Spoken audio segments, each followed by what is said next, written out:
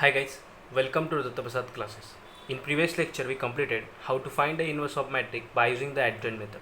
Today we start to learn how to find the inverse of matrix by using the elementary transformation. म्हणजे बघा लक्ष द्या इकडे inverse find out करायच्या दोन मेथड्स असतात. त्यामध्ये एक मेथड असते ॲडजॉइंट मेथड आणि एक असते इलेमेंटरी ट्रान्सफॉर्मेशन. आता मागील लेक्चरमध्ये आपण काय केलं की इन्व्हर्स फाइंड आउट केला by using the adjoint method. In this lecture we'll learn how to find the inverse by using the elementary transformation. आता बघा लक्ष द्या elementary transformationचे पुन्हा एकदा दोन टाइप्स पडतात. एक म्हणजे काय तर रो ट्रान्सफॉर्मेशन आणि एक म्हणजे काय तर कॉलम ट्रान्सफॉर्मेशन. आपल्याला इन्व्हर्स काढायचं आहे by using the elementary transformation. बघा लक्ष द्या ह्या व्हिडिओमध्ये तुम्हाला मी इलेमेंटरी ट्रान्सफॉर्मेशनने इन्व्हर्स काढून दाखवणार. त्यामध्ये मी तुम्हाला रो ट्रान्सफॉर्मेशनने सुद्धा काढून दाखवणार आणि कॉलम ट्रान्सफॉर्मेशनने सुद्धा इन्व्हर्स काढून दाखवणार. चला तर मग जाऊया क्वेश्चनकडे. For example, we take the question from exercise number 2.2, question number 6 आणि त्यातला आहे एक्झाम्पल नंबर 3. ओके, बघा लक्ष द्या. फर्स्ट ऑफ ऑल तुम्हाला एक्झाम्पल वाचून दाखवतो. एक्झाम्पलमध्ये त्यांनी सांगितलं आहे 0 1 2 1 2 3 3 1 1. ह्या मॅट्रिक्स आपल्याला काय करायचं आहे find the inverse of the following matrix. ह्या मॅट्रिक्स आपल्याला इन्व्हर्स फाइंड आउट करायचं आहे by using the elementary transformation. इथे आपल्याला ॲडजॉइंट मेथड यूज करायची नाही आहे. आता बघा लक्ष द्या इकडे इलेमेंटरी ट्रान्सफॉर्मेशन असो नाही तर ॲडजॉइंट मेथड असो, परंतु जर इन्व्हर्स काढायचं असेल तर त्या ठिकाणी प्रत्येकाची किंवा प्रत्येक मेथडची एक कॉमन स्टेप असते, ती म्हणजे काय तर डिटर्मिनंट.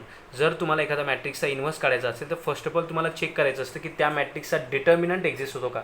जसं की फॉर एक्झाम्पल सपोज मी ह्या मॅट्रिक्सला ए मॅट्रिक्स कन्सिडर केलं, तर जर ह्या मॅट्रिक्सचा डिटर्मिनंट मीन्स डिटर्मिनंट ऑफ ए जर हा इक्वल टू 0 नसेल तरच ह्या मॅट्रिक्स हा इन्व्हर्स काय होतो आहे एक्झिस्ट होतो आहे. परंतु हा डिटर्मिनंट ऑफ ए जर इक्वल टू 0 आला, जर determinant of A equals to 0 आला तर याचा अर्थ काय की त्या ठिकाणी जो तुमचा मॅट्रिक्सचा इन्व्हर्स असेल तो एक्झिस्ट होईल का, एक्झिस्ट होणार नाही. जर तो डिटर्मिनंट नॉट इक्वल टू 0 आला तरच तुम्ही काय म्हणू शकता की A inverse is exist. Okay, therefore first of all काय करणार आपण कोणतीही मेथड असली तरीसुद्धा एक कॉमन स्टेप असते ती नेहमी लक्षात ठेवायची की त्या मॅट्रिक्सचा तुम्ही आधी डिटर्मिनंट फाइंड आउट करणार. एकदा का तुमचा डिटर्मिनंट काढून झाला, जर तो एक्झिस्ट होत असेल डिटर्मिनंट जर 0 येत नसेल तर याचा अर्थ काय ए इन्व्हर्स एक्झिस्ट होतोय तरच तुम्ही पुढे काय जे असेल ते सॉल्व करणार. परंतु जर त्याचा डिटर्मिनंट हा 0 येत असेल तर सिम्पल तुम्ही लिहिणार की A inverse does not exist आणि तुम्ही पुढे सॉल्व करणार नाही. हे गोष्ट सर्वांनी काय करायची लक्षात ठेवायची. चला तर मग विदाऊट वेस्टिंग टाईम आपण आपल्या एक्झाम्पलकडे जाऊया. एक्झाम्पलमध्ये बघा लक्ष मी काय करणार ह्या एक्झाम्पलला तुम्हाला मी रो ट्रान्सफॉर्मेशनने सुद्धा इन्व्हर्स फाइंड करून दाखवणार आणि याचाच तुम्हाला मी कॉलम ट्रान्सफॉर्मेशनने सुद्धा इन्व्हर्स काढून दाखवणार. फर्स्ट ऑफ ऑल आपण काय करणार तर रो ट्रान्सफॉर्मेशनने इन्व्हर्स फाइंड आउट करणार. परंतु त्याआधी सगळ्यांना एक हिंट देतो की रो ट्रान्सफॉर्मेशन आणि कॉलम ट्रान्सफॉर्मेशन कसं सॉल्व करायचं ते. फर्स्ट ऑफ ऑल बघा लक्ष द्या इकडे. आता आपण याला रो ट्रान्सफॉर्मेशनने सॉल्व करणार आहोत, म्हणून आधी रो ट्रान्सफॉर्मेशनचं तुम्हाला सांगतो की रो ट्रान्सफॉर्मेशनने सॉल्व करत असताना नेहमी लक्षात ठेवायचं की कोणत्या इलेमेंटपासून सुरुवात करायचं किंवा नंबरिंग तुम्हाला सांगतो सिक्वेन्स की कोणत्या इलेमेंटपासून तुम्ही सॉल्व करायला किंवा मॅट्रिक्सला सोल्युशन फाइंड आउट करायला सुरुवात करणार. बघा लक्ष द्या नेहमी जर तुम्ही रो ट्रान्सफॉर्मेशन यूज करत असाल तर त्यावेळी फर्स्ट ऑफ ऑल तुम्ही ह्या पोझिशनच्या इलेमेंटला सॉल्व करणार, देन नेक्स्ट वन तुम्ही सेकंड वन ह्या पोझिशनच्या इलेमेंटला सॉल्व करणार, थर्ड वन ह्या पोझिशनच्या, then fourth, fifth, sixth, seventh, 8 आणि 9. नेहमी लक्षात ठेवायचं जर तुम्ही रो ट्रान्सफॉर्मेशन यूज करत असाल तर तुम्हाला ह्याच सिक्वेन्सने जायचं आहे. ठीक आहे, सिक्वेन्स चेंज करायची नाही.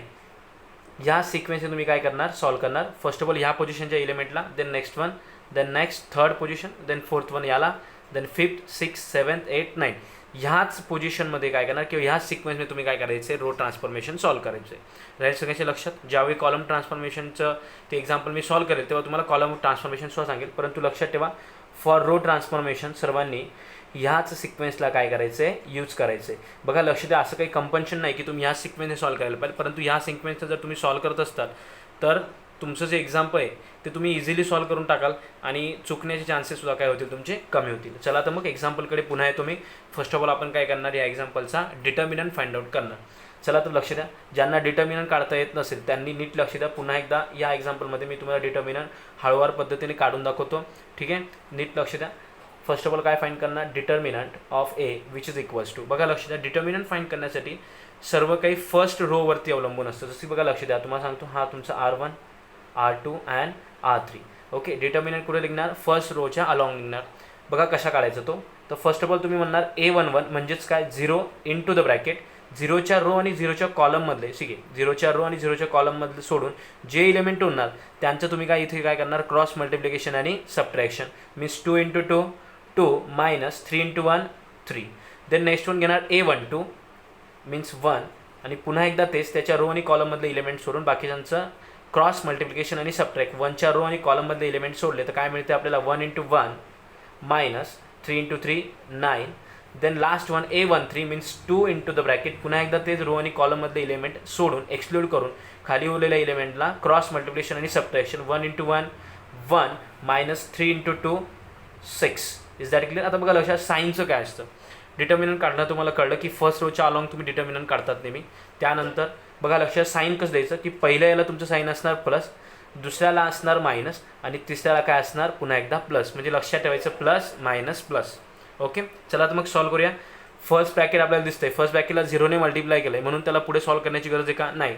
तरी सो बघा लक्ष द्या, 2 - 3 -1 -1 × 0 0, पुन्हा एकदा -1 हा जसाच्या तसा ब्रॅकेटमध्ये बघा 1 - 9 -8 +2 जसाच्या तसा ब्रॅकेटमध्ये बघितलं 1 - 6 -5 ब्रॅकेट कंप्लीट, 0 गेला.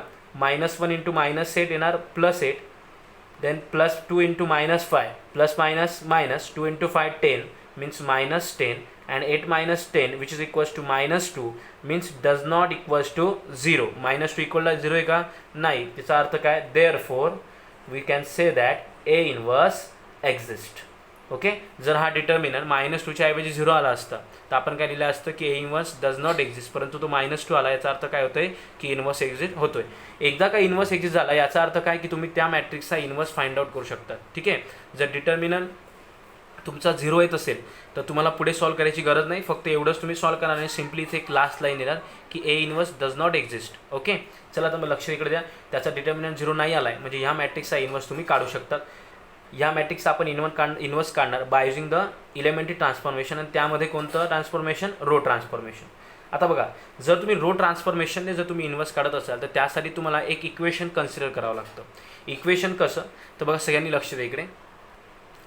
इक्वेशन असं तर बघा लक्ष द्या इकडे, we have to consider the equation A × A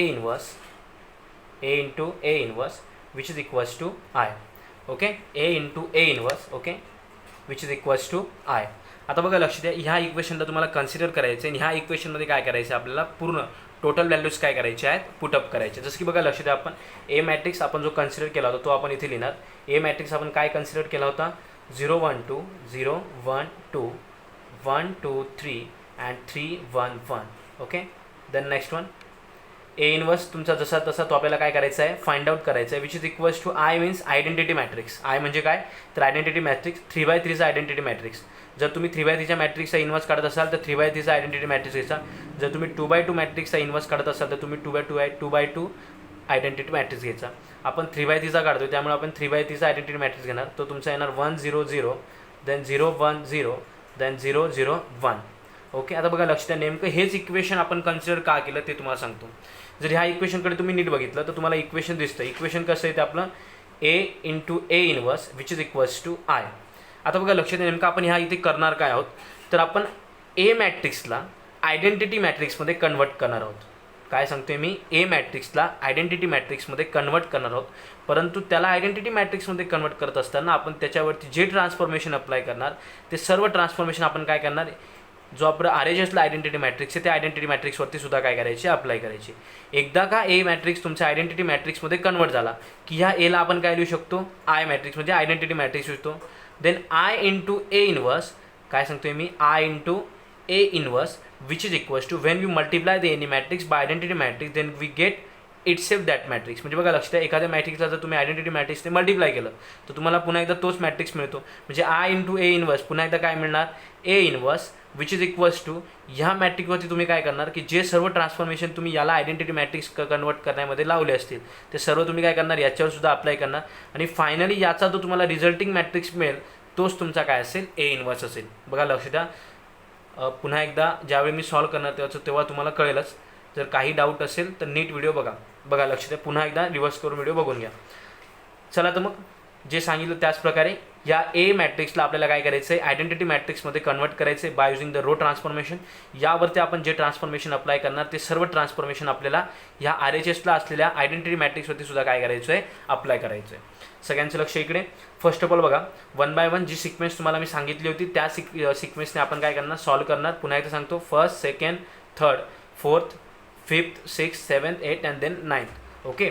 तर बाय सिक्वेन्स जर आपण गेलो तर फर्स्ट ऑफ ऑल आपल्याला काय करायचं, ह्या एलिमेंटला जर आपल्याला ह्या मॅट्रिक्सला आयडेंटिटी मॅट्रिक्समध्ये कन्वर्ट करायचं, म्हणजे बघा लक्ष द्या, हा जो मॅट्रिक्स दिसतो हा आयडेंटिटी मॅट्रिक्स आहे. ह्या एला आपल्याला याच्यासारखं करायचं आहे. ओके. बघा, जर याला आयडेंटिटी मॅट्रिक्समध्ये कन्वर्ट करायचं, याचा अर्थ काय की इथे आपल्याला 1 पाहिजे, जिथे 0 दिसतोय. फर्स्ट ऑफ ऑल तुम्ही याला सॉल्व करणार, बरोबर आहे का. इथे 0 दिसतोय, आपल्याला इथे काय पाहिजे, 1 पाहिजे. जर इथे 1 पाहिजे असेल by using the row transformation, तर सिम्पली आपण काय कोणतं ट्रान्सफॉर्मेशन अप्लाय करणार, by applying R2 interchange R1. कारण मला R2 मध्ये सुद्धा फर्स्ट एलिमेंट काय दिसतोय 1, त्यामुळे मी R2 आणि R1 काय करतो, इंटरचेंज करतो. म्हणजे बघा लक्षात आपल्याला काय मिळणार बघा, तर जर तुम्ही R2 आणि R1 इंटरचेंज केला, this your R1 and this your R2, दोघांना आपण इंटरचेंज करणार. म्हणजे आपल्याला काय मिळणार, 1 2 3 0 1 2 आणि R3 जसाच्या तसा. कारण ट्रान्सफॉर्मेशन कोणाचं होतं, R1 आणि R2चं होतं, म्हणून R3मध्ये काही फरक पडणार का, काहीच नाही, तो जसाच्या तसा. आता बघा लक्ष द्या, ज्या प्रकारे सांगितलं त्याच प्रकारे जे इकडे ट्रान्सफॉर्मेशन अप्लाय करताय ते सर्व ट्रान्सफॉर्मेशन तुम्हाला याच्यावरती अप्लाय करायचं आहे. इथे तुम्ही R2 इंटरचेंज R1 केलं, इथे सुद्धा तुम्हाला तेच करावं लागणार. मग R2 आणि R1 काय करावं लागणार, इंटरचेंज. जर सपोज R1 R2 आणि R1 R2 काय केलं, इंटरचेंज केलं, तर आपल्याला काय मिळणार, 0 1 0 1 0 0 आणि R3 जसाच्या तसा 0 0 1. ओके. बघा, फर्स्ट एलिमेंट आपल्याला 1 हवा होता, आयडेंटिटी मॅट्रिक्सनुसार 1 मिळाला. ओके. आता बघा, दुसरा एलिमेंट आपल्याला 0 हवा होता, 0 मिळाला, म्हणून इथे काही गरज आहे का याला सॉल्व करायची नाही. इथे जर 0च्या दुसरा एखादा एलिमेंट राहिला असतं तर आधी आपण याला सॉल्व केलं असतं, परंतु आपल्याला इथे 0 हवा होता आणि तिथे 0 आलेला आहे, म्हणून सॉल्व करायची गरज का नाही. देन नेक्स्ट वन, थर्ड पोझिशनला जो एलिमेंट आहे तो आपल्याला 0 पाहिजे, परंतु तो काय आहे, 3. मग त्याला आता आपण काय करणार, 0 करणार by using the row transformation. बघा लक्षात, ट्रान्सफॉर्मेशन काय अप्लाय करणार आपण इथे, बाय अप्लाइंग R3 मध्ये दिसतोय तो, बरोबर आहे. म्हणजे कोण चेंज होणार, R3 changes to R3 minus 3 times R1. Okay. हे ट्रान्सफॉर्मेशन आपण काय करणार, अप्लाय करणार. बघा लक्ष द्या, आपण हे ट्रान्सफॉर्मेशन जर अप्लाय केलं तर आपल्याला काय मिळणार. ओके. पुन्हा एकदा तेच मला सांगा, ट्रान्सफॉर्मेशन कोणाचं आहे, R3चं आहे, बरोबर आहे. जर R3चं ट्रान्सफॉर्मेशन असेल तर R1 R2 जसं तसं लिहून घ्या. काय R1 R2 1 2 3 0 1 2, चेंज कोण होणार आहे, R3. कसा चेंज होणार, R3 मायनस 3 टाइम्स R1. आता तुम्हाला बघा लक्ष द्या इकडे, R3 काय आहे तुमचा 3. ओके. R3 काय आहे तुमचा 3 minus 3 times R1 means 3 into 1 3, 3 minus 3 0. Then next one, पुन्हा एकदा R3 minus 3 times R1. R3 काय आहे तुमचा 1 minus 3 times R1 means 3 into 2 6, 1 minus 6 minus 5. पुन्हा एकदा तेच, R3 minus means 1 minus 3 times R1, 3 into 3 9 means 1 minus 9 which is equals to minus 8. पुन्हा एकदा ए इनवर्स जसाच्या तसा विच इज इक्वल्स टू जे सांगितलं होतं, पुन्हा एकदा तेच, जे तुम्ही ट्रान्सफॉर्मेशन इकडे LHSला अप्लाय करणार ए मॅट्रिक्सवरती, तेच तुम्हाला इकडे RHSला सुद्धा काय करायचं आहे, अप्लाय करायचं आहे. बघा लक्ष द्या इकडे कसं अप्लाय होणार, ते इथे सुद्धा R3 आधी लिहून घ्या, सॉरी R3 चेंज होणार आहे म्हणून R1 R2 लिहून घ्या. काय R1 R2 0 1 0 1 0 0. R3 कसा चेंज होणार, R3 minus 3 times R1 means 0 minus 3 times 0 0च मिळणार. Then next one, 0 minus 3 times R1 जर तुम्ही केलं तर काय मिळणार आपल्याला, बघा लक्ष द्या, 0 minus 3 times R1 means 3 into 1 3, 0 minus 3 which is equals to minus 3. Then next one, 1 minus 3 times 0 means 1 minus 0 which is equals to काय येणार तुमचं 1 येणार. Is that clear. Okay. Then next one, by sequence. बघा लक्ष द्या, identity मॅट्रिक्समध्ये आपल्याला हा 1 पाहिजे होता 1 मिळाला, दुसरा एलिमेंट 0 0 मिळाला, तिसरा पण 0 पाहिजे होता 0 मिळाला. देन फोर्थ नंबर सिक्वेन्समध्ये फोर्थ कोणता येतो, हा एलिमेंट आपल्याला काय पाहिजे होता 1 मिळाला आहे. ओके. देन फिफ्थ पोझिशनला आपला येतो हा एलिमेंट जो आपल्याला 0 पाहिजे, परंतु इथं काय आला आहे तो -5. मग त्या -5ला आपण काय करणार, आता आपल्याला काय करायचं आहे, 0 करायचं आहे. तर मग ते कसं करणार, बघा लक्ष द्या इकडे, बघा लक्ष द्या, इथे आपण ट्रान्सफॉर्मेशन अप्लाय करणार बाय अप्लाइंग कोणत्या रोमधला एलिमेंट -5, थर्ड रोमधला, मधून थर्ड रोमध्येच काय होणार, चेंजेस होणार. R3 चेंजेस टू, बघा लक्ष द्या, R3 प्लस 5 टाइम्स R2. एक गोष्ट लक्षात ठेवा फक्त की चेंजेस करत असताना आपण ज्या आधीच्या एलिमेंटला चेंज केलं आहे ते पुन्हा एकदा दुसरे नको. जसं की बघा लक्ष द्या, आता मागच्या ट्रान्सफॉर्मेशनमध्ये आपण काय केलं तर ह्या एलिमेंटला आपण 0 केलं, तो 3 होता आणि आपण त्याला काय केलं आहे 0 केलं आहे. तर पुन्हा एकदा -5ला 0 करत असताना हा एलिमेंट चेंज व्हायला नको, हा 0चा 0च असायला पाहिजे, एवढी फक्त काय घ्यायची काळजी घ्यायची. बघा लक्ष द्या, R3 changes to R3 + 5 times R2. बघा लक्ष द्या इकडे चेंज होणार आहे, पुन्हा एकदा R3 चेंज होणार आहे म्हणून R1 आणि R2 काय करा जसे तसे लिहून घ्या 1 2 3 0 1 2. ओके, R3 काय होणार चेंज, कसा चेंज होणार R3 + 5 टाइम्स R2. आता बघा R3 + 0 + 5 टाइम्स R2, 0 + 0 0, पुन्हा एकदा हा काय राहिला तुमचा 0 झाला, हा चेंज झाला का नाही, एवढी फक्त काय घ्यायची काळजी घ्यायची. पुन्हा एकदा लक्ष द्या R3 + 5 टाइम्स R2. R3 म्हणजे काय तुमचा -5 + 5 × R2 मीन्स 5 × 1 5, -5 + 5 काय मिळणार 0. Then again -8 + 5 times R2 means 5 × 2 10. Then -8 + 10 we get 2. बघा आता जो एलिमेंट आपल्याला 0 पाहिजे होता -5 तो 0 झाला का. ओके, पुन्हा एकदा ए इनवर्स जसाच्या तसा आणि जे ट्रान्सफॉर्मेशन तुम्ही LHSला अप्लाय करणार पुन्हा एकदा तेच ट्रान्सफॉर्मेशन आपल्याला काय करायचे RHSला पण अप्लाय करायचे. कोणता रो चेंज होतो आहे R3, R1 जसाच्या तसा 0 1 0 1 0 0. R3 कसा चेंज होतो आहे R3 + 5 टाइम्स R2. आता बघा लक्ष द्या R3 + 5 टाइम्स R2. R3 काय तुमचा 0 + 5 times R2 means 0 + 5 × 1 5, 0 + 5 5. Then next one -3 + 5 times R2, -3 + 5 × 0 0 means -3 + 0, your answer is -3. Then next one 1 + 5 times R2, 1 × -1 × 1 + 5 × 0 0, 1 + 0 1. पुन्हा एकदा देन नेक्स्ट वन बघा लक्ष द्या इकडे सिक्वेन्स वाईज जातोय आपण. एकदा का हा तुमचा 5th नंबर झाला, 6th नंबर कोणाला आपल्याला 0 करायचा आहे आता 2ला. 2 जो आपला आहे तो आपल्याला 0 नाही, सॉरी आपल्याला काय पाहिजे तो 1 पाहिजे, पण तो काय झालेला आहे 2 झालेला आहे. आता बघा लक्ष द्या, ज्यावेळी ह्या एलिमेंटला जर तुम्हाला 1 करायचं असेल तर सिम्पली काय करणार त्या रोला किंवा त्या कॉलमला कोणतंही ट्रान्सफॉर्मेशन असो, जर ह्या कोपरे म्हणजे ह्या कॉर्नरच्या एलिमेंटला जर तुम्हाला 1 करायचं असेल तर त्या रोला किंवा कॉलमला काय करणार त्याच नंबरने काय करायचं डिवाइड करायचं. जसं की बघा आता आपल्याला हा 1 पाहिजे तर मी काय करणार by applying R3 changes to R3 divided by 2. Okay, R3 changes to R3 divided by 2 म्हणजे बघा R3ला जर पूर्ण R3 रोला जर तुम्ही काय केलं 2ने डिवाइड केलं तर आपल्याला काय मिळणार चेंज पुन्हा एकदा R3चाच होणार आहे म्हणून 1 2 3 फर्स्ट रो आणि सेकंड रो जसा तसा लिहून घेतो मी.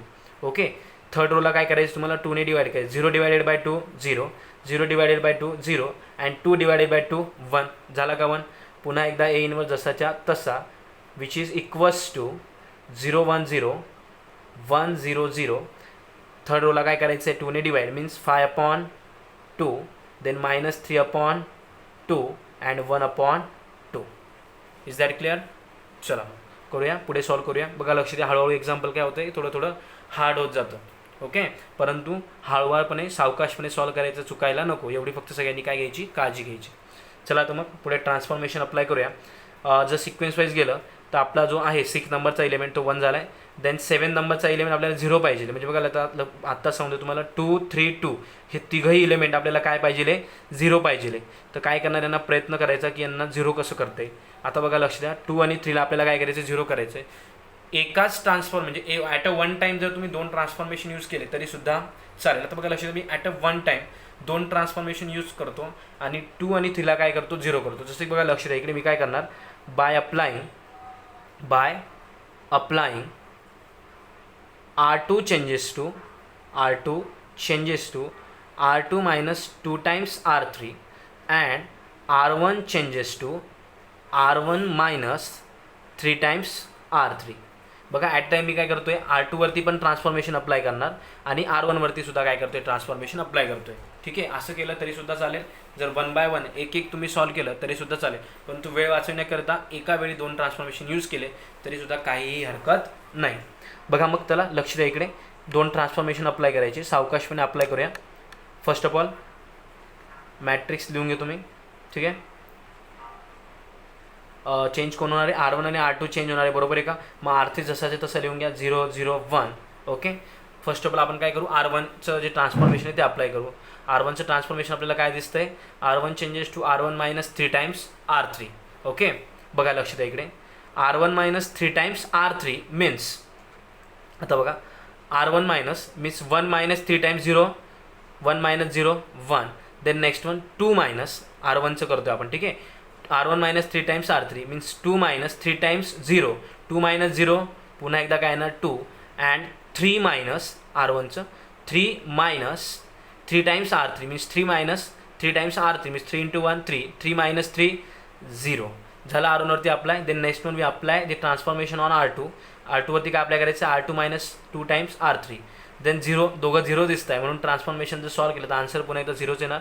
इथे बघा लक्ष द्या 1 minus 2 times R3, 1 minus 2 times R3 means 2 into 0 0, 1 minus 0 1 and 2 minus 2 into 1 2 means 2 minus 2 0.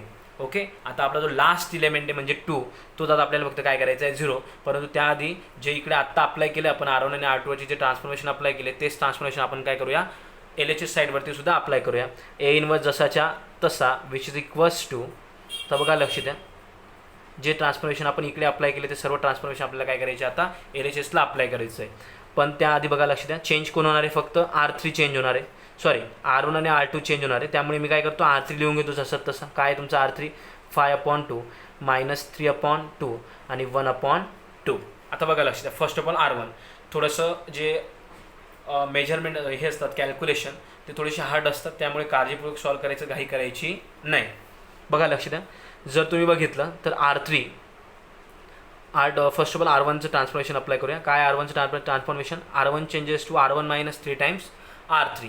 आता बघा लक्ष द्या R1 minus 3 times R3 means R1 काय तुमचा 0 minus 3 times R3 means 0 minus 3 into 5/2 means बघा लक्ष द्या 0 मायनस 3 इंटू 5/2 तेच आहे का बघा. तर R1 changes to R1 minus 3 times R3 means R1 minus 3 times 3 into 5/2 3 into 5/2.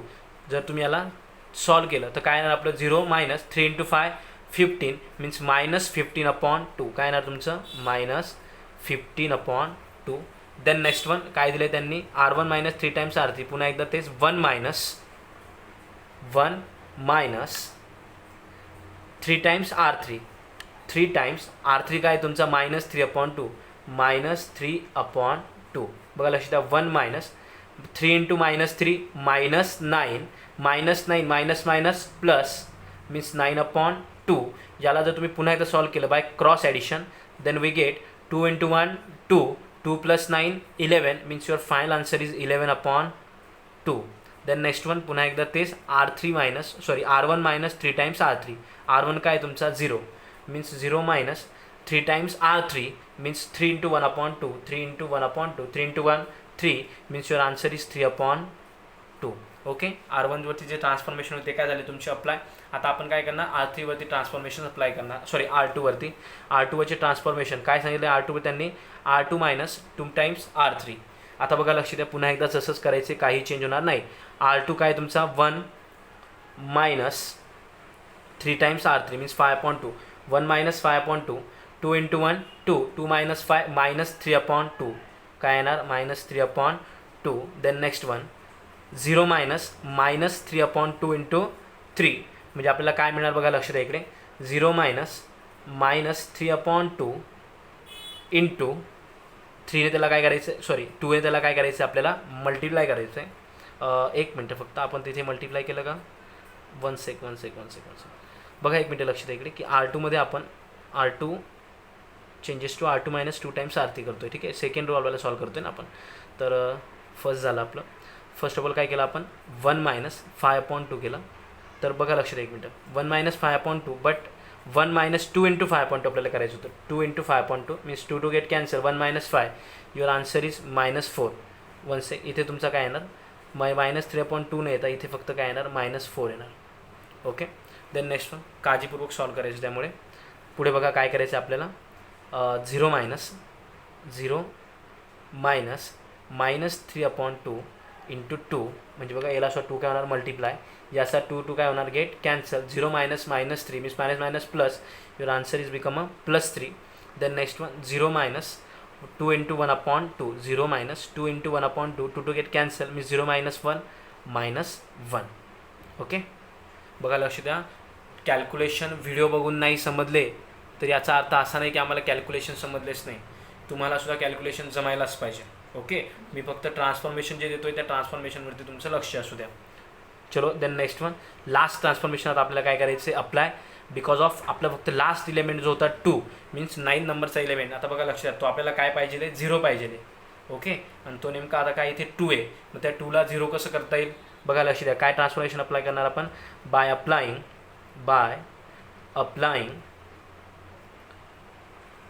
R1 changes to, by applying R1 changes to R1 minus 2 times R2, R1 minus 2 times R2. हे transformation काय करणार आता आपण याच्यावरती अप्लाय करणार. बघा लक्ष द्या इकडे, 1 सेक जागा, एक मिनिट इथे सॉल्व करू आपण त्याला.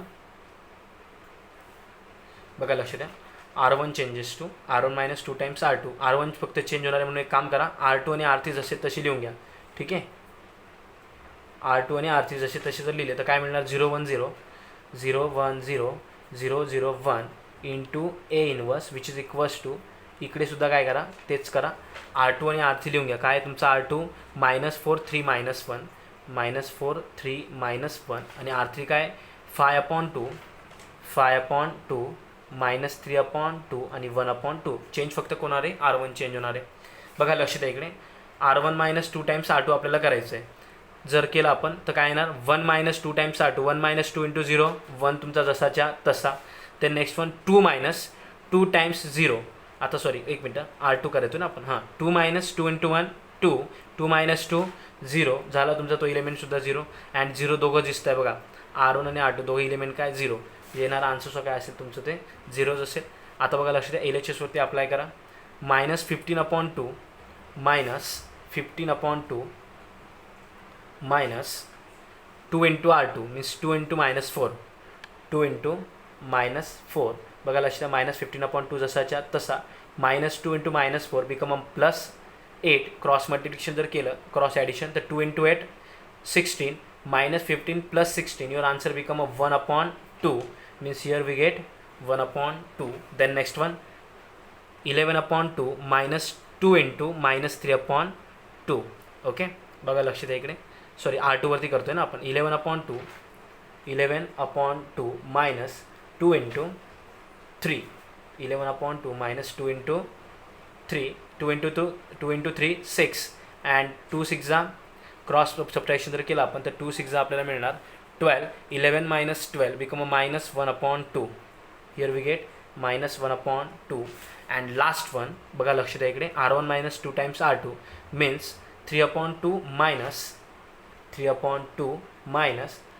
2 into -1 which means 3/2 -2 -1 plus 2 cross addition 2 into 2 2 into 2 4 and 3 plus 4 7/2. your answer is 7/2. आता बघा लक्ष द्या, आपला जो मॅट्रिक्स होता A मॅट्रिक्स, जर तुम्ही नीट बघितलं तर पूर्णपणे काय झालेला आहे, आपला तो आयडेंटिटी मॅट्रिक्समध्ये कन्वर्ट झालेला आहे. ओके, जर तो एकदा आयडेंटिटी मॅट्रिक्समध्ये कन्वर्ट झाला तर ह्या मॅट्रिक्सला मी कसं लिहू शकतो, I into A inverse which is equals to 1/2 -1/2 7/2 -4 3 -1 5/2 -3/2 and 1/2. आणि तुम्हाला आधीच सांगितलं, आयने जर तुम्ही कोणत्याही मॅट्रिक्सला मल्टिप्लाय केलं तर आन्सर तुमचं काय येतं, पुन्हा एकदा तोच मॅट्रिक्स म्हणजे I into A inverse. Again we get A inverse and therefore your final answer is 1/2. हाच मॅट्रिक्स जसं तसं लिहून घ्या, 1/2 -1/2 7/2 -4 3 -1 and 5/2 -3/2 and 1/2. आता बघा लक्ष द्या इकडे, इथे आपलं एक्झाम्पल संपलेलं आहे. रो ट्रान्सफॉर्मेशन इन्व्हर्स कसा फाइंड आउट करायचा हे आपण या व्हिडिओमध्ये बघितलं.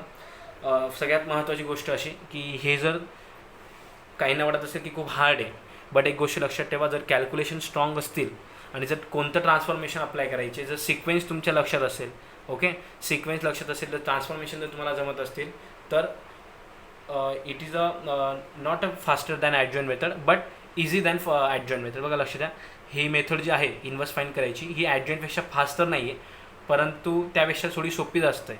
ओके, म्हणून त्यामुळे फक्त एक गोष्ट लक्षात ठेवायची की सॉल्व करत असताना तुम्हाला काळजीपूर्वक सॉल्व करावं लागणार. जे ट्रान्सफॉर्मेशन तुम्ही अप्लाय करतायत ते ट्रान्सफॉर्मेशन अचूक कॅल्क्युलेशन करून तुम्हाला अप्लाय करता आलं पाहिजे. ओके, सर्वांनी एक गोष्ट लक्षात ठेवा, सिक्वेन्स रो ट्रान्सफॉर्मेशन सॉल्व करत असताना ह्या सिक्वेन्सने जायचं आहे.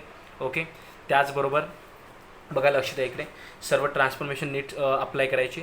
आय होप की तुम्हाला सर्वांना कळलं असेल की मी कसं सॉल्व केलं आहे ते. जर कोणाला काही डाऊट असेल, काही प्रॉब्लेम असेल तर मला कॉल केला तरी चालेल, प्रश्न विचारलं तरीसुद्धा चालेल. आणि वेट 1 मिनिट. काहींना प्रश्न पडला असेल की सर कॉलम ट्रान्सफॉर्मेशनचं काय, तर कॉलम ट्रान्सफॉर्मेशन ह्याच एक्झाम्पलला आपण पुढील व्हिडिओमध्ये सॉल्व करूया. तोपर्यंत have a nice day, take care, goodbye, stay home, stay safe, keep learning, keep watch, good bye.